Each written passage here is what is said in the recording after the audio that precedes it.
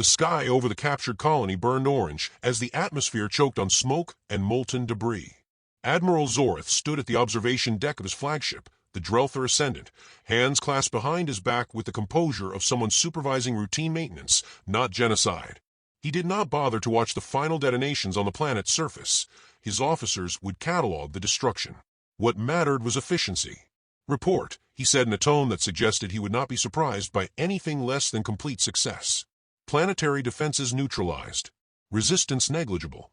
Estimated survivors, under 3%, his tactical officer replied, voice dry, as if the eradication of a species' last hope was another bureaucratic statistic.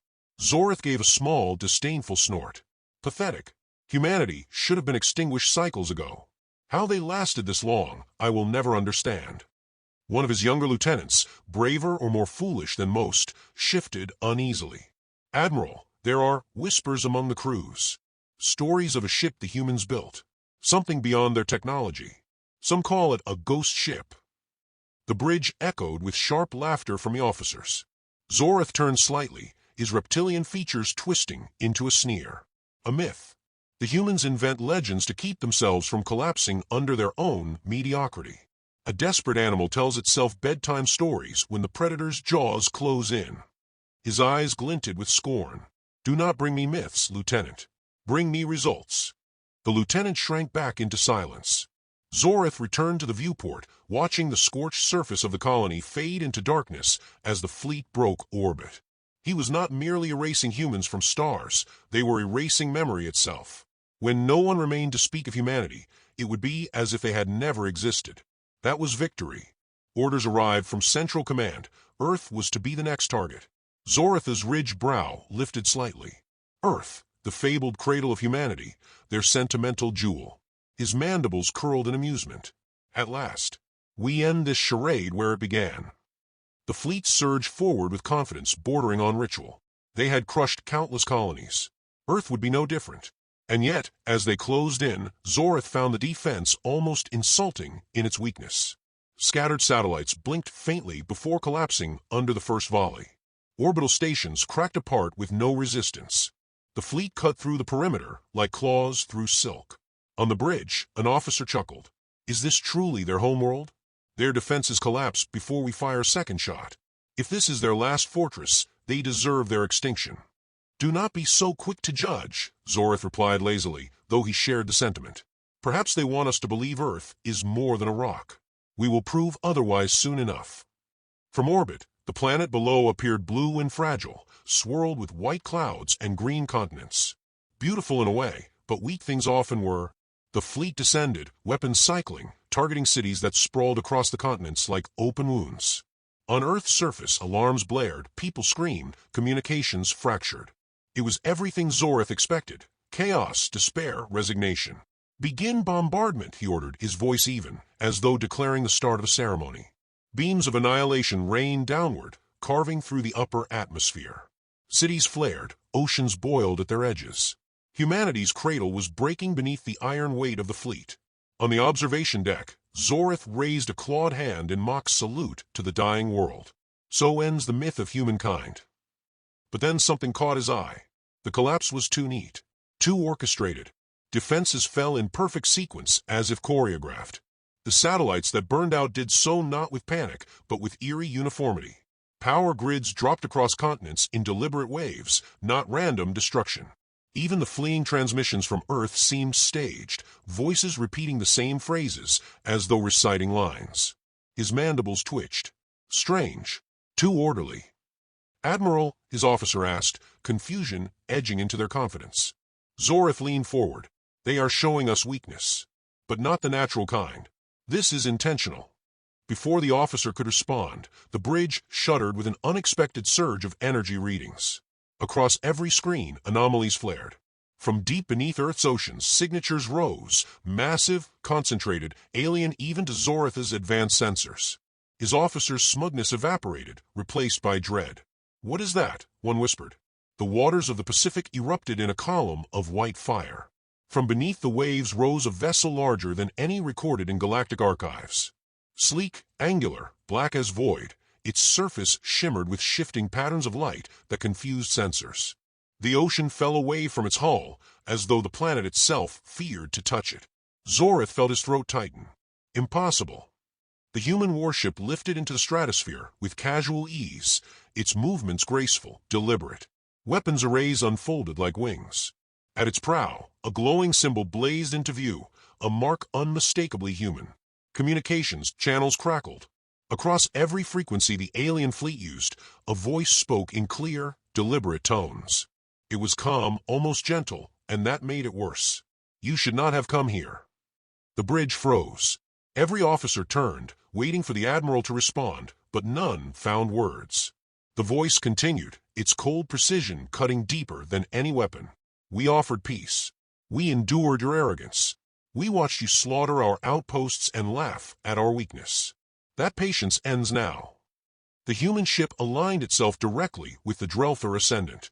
Power built silently in its weapons, though its hull remained untouched, pristine. Leave now, the voice warned, each word carrying the weight of a verdict, or we stop pretending to be civilized. The transmission ended. Silence crushed the bridge.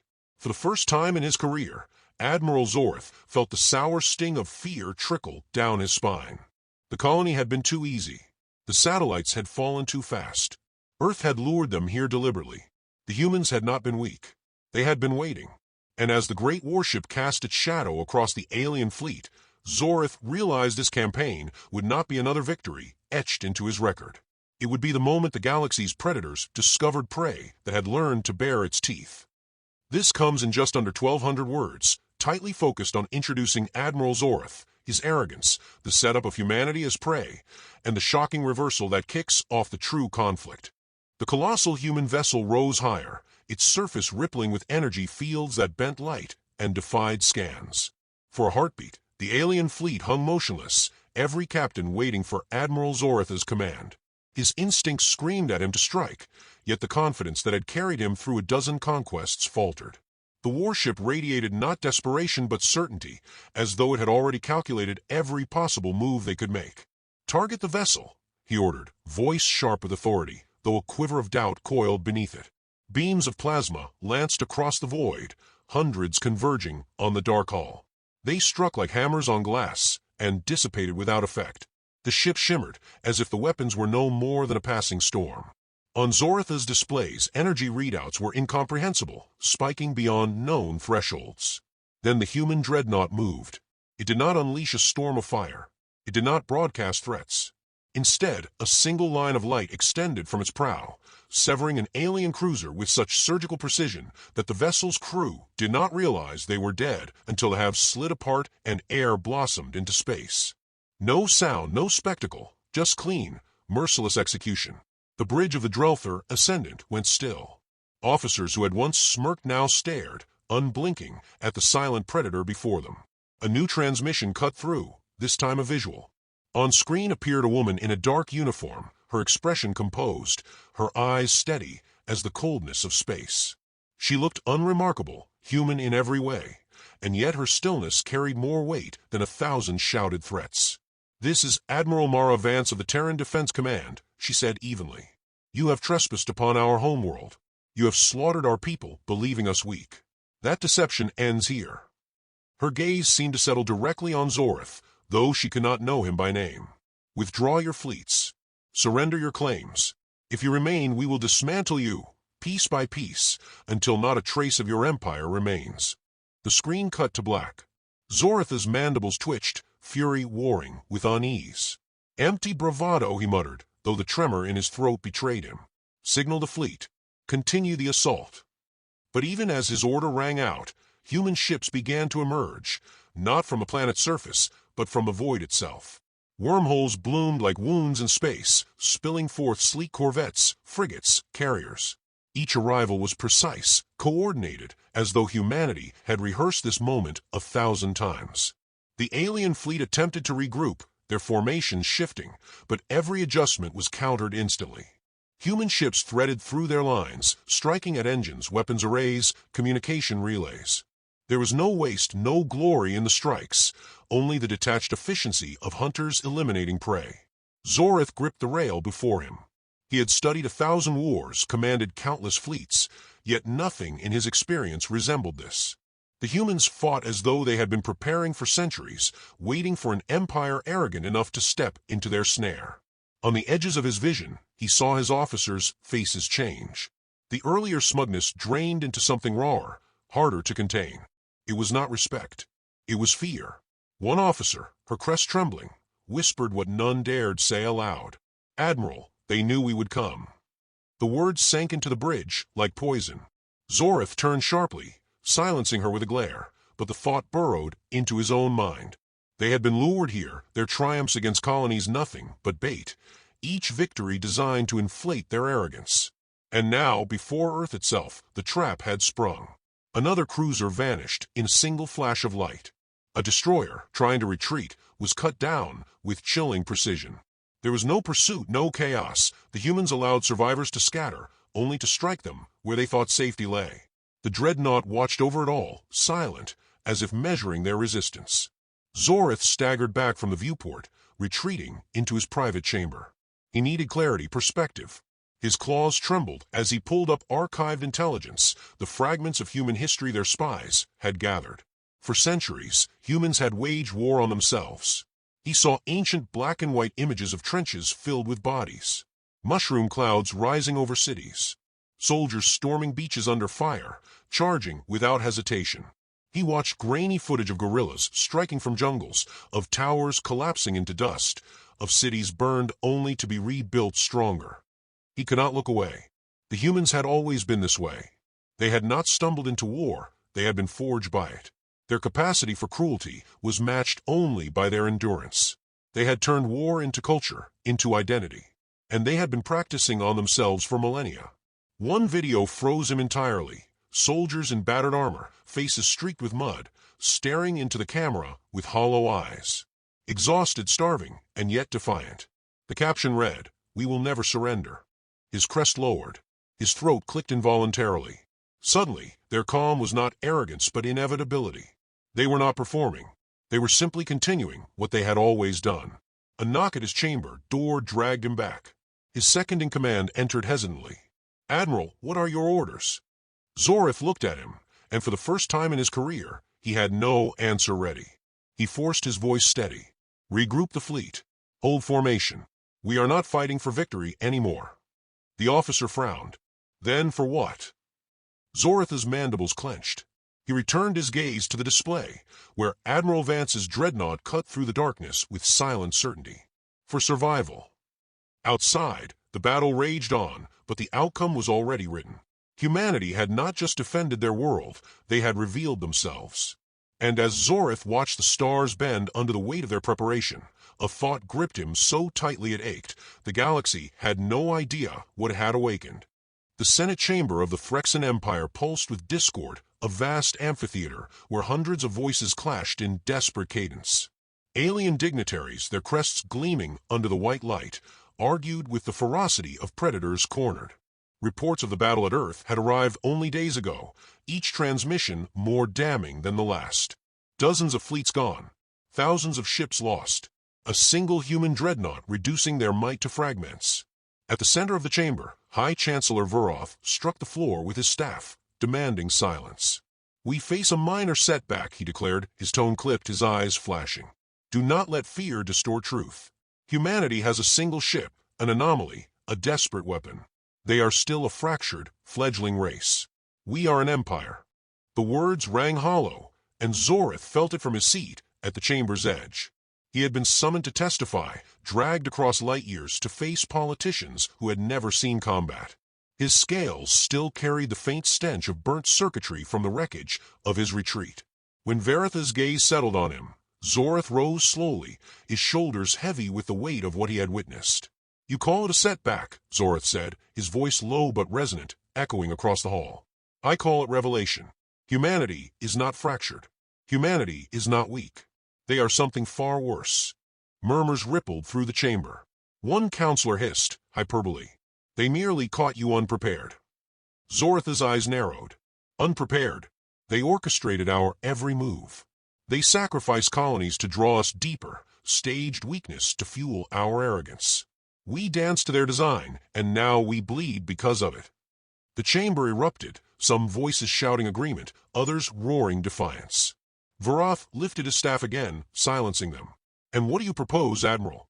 "Capitulation. Shall the greatest empire in this galaxy bend knee to primitives?" Zorith hesitated. His pride screamed for defiance, but memory silenced him. He saw again Admiral Vance's calm gaze, the way she spoke as though she already commanded the galaxy. He recalled the ancient human wars he had studied in the solitude of his cabin, wars fought with reckless, horrifying persistence. His mandibles tightened. "I propose caution," he answered at last. "Do not provoke them further. Do not underestimate them again.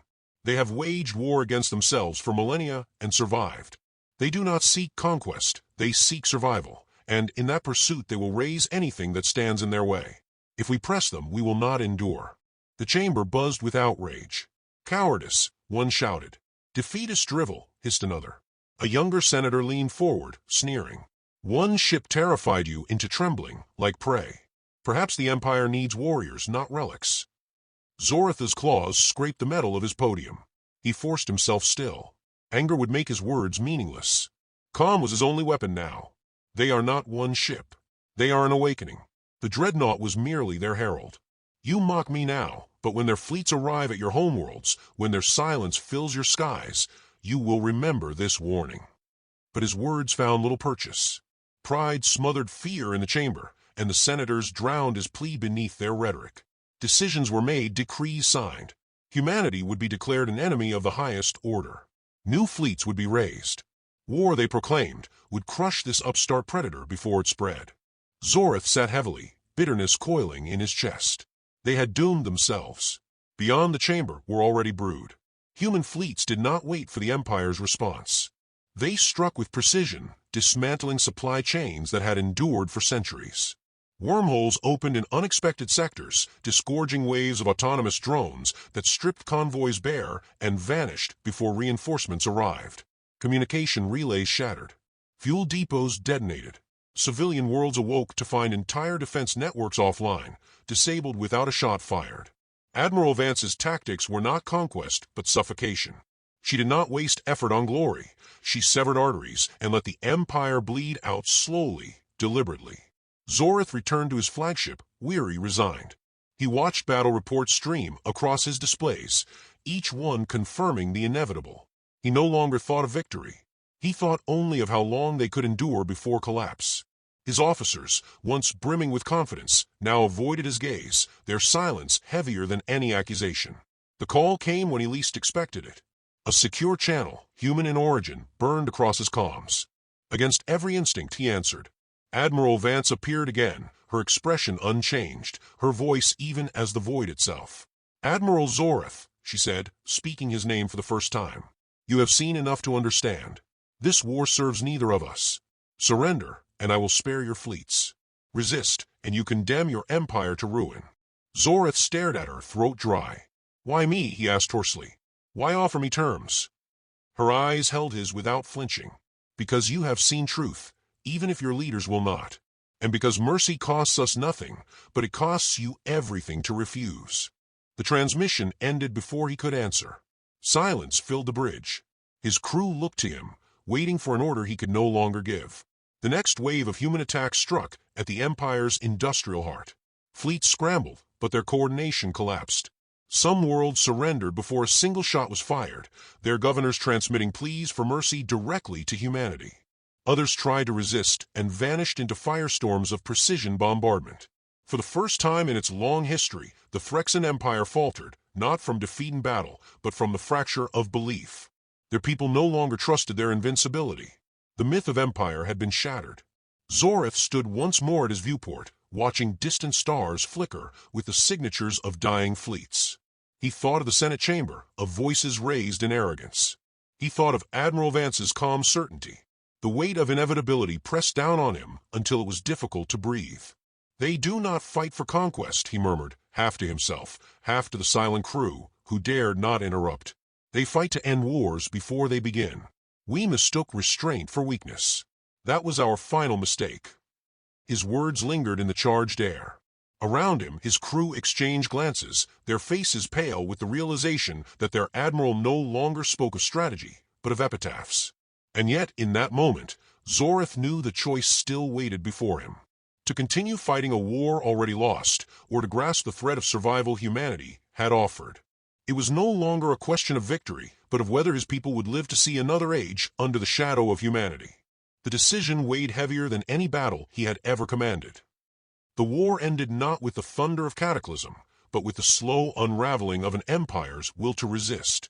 Across the galaxy, the Phyrexian banners were lowered, not torn down in glorious last stands, but surrendered by governors who saw futility in defiance.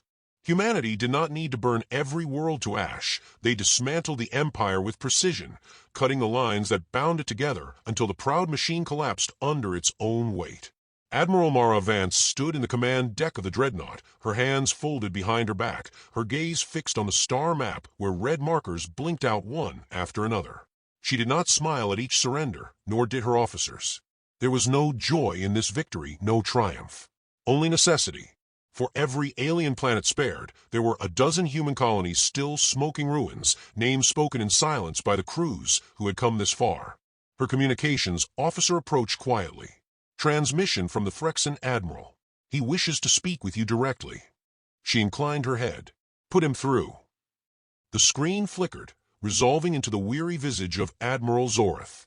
His crest hung low, his eyes sunken, but there was no defeat in his bearing, only a weary acceptance.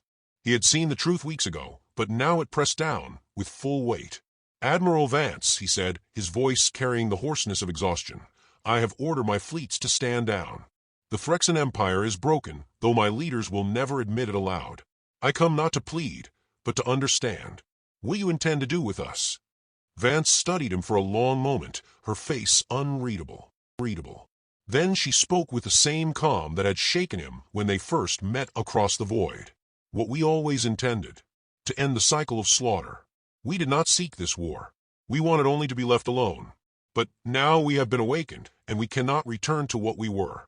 Her words landed like stones in his chest. And us, he pressed. Do you mean to rule us?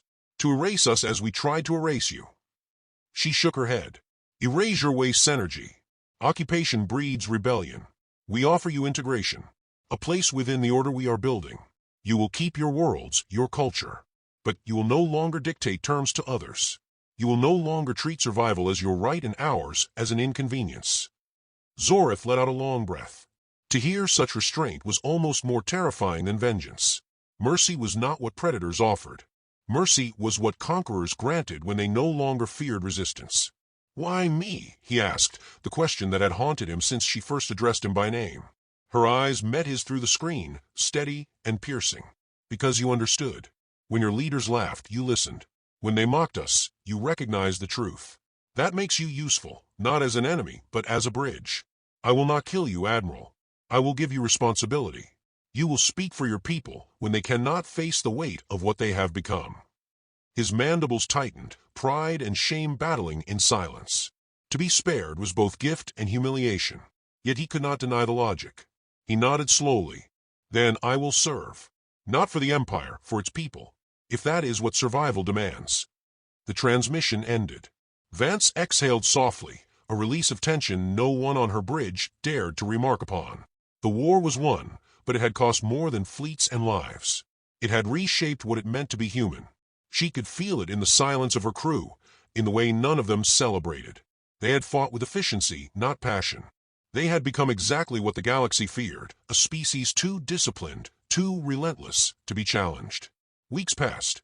Across former Phyrexian territories, human envoys and fleets established new order. Not through fire and destruction, but through cold, unyielding presence. The galaxy whispered of the Terran dreadnought that had risen from the oceans of Earth, of the fleets that moved like shadows, of the calm voices that declared ultimatums and then followed through without hesitation. Humanity had not simply survived, they had inherited dominion. In the Grand Council chambers on Earth, representatives of surviving nations and colonies gathered for the first time in unity.